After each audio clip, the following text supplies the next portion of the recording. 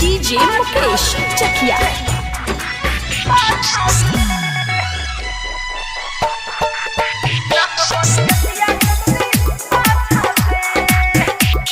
सुनले छौरी हजिला मोतिहारी यहाँ के लैका करे रंगदारी। सुनले छौरी हजिला मोतिहारी यहाँ के लैका करे रंगदारी। सुनले पता की नाचे अच्छा से ना तो बदिया खुद दी पाछा से, ना तो बदिया खुद दी पाछा से।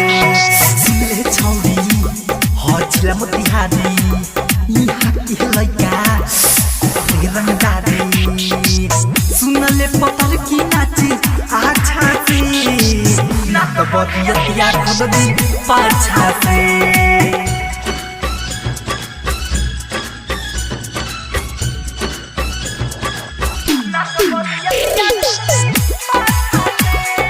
DJ मुकेश चकिया।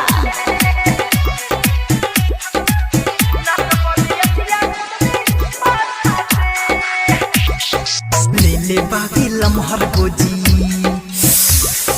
डाल दे तो तोरा में होगी, डाल दे तो तोरा में होगी। ले बागी लम्हर गोजी डाल दे तो तोरा में होगी। कुछ ना होई मत बुझे बाचा से, ना तो बदिया खुद दी पाछा से, ना तो बदिया खुद दी पाछा से। DJ मुकेश चकिया।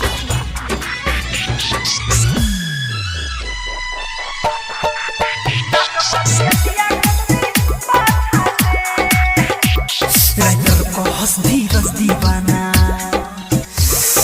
चुपचाप छुए रख जाना।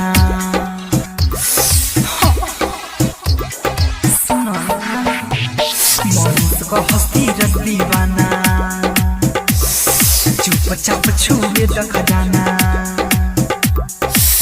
बतिया समझ ले सलिस के अच्छा से, ना तो बदिया खुद दी पाछा से, ना तो बदिया खुद दी पाछा से।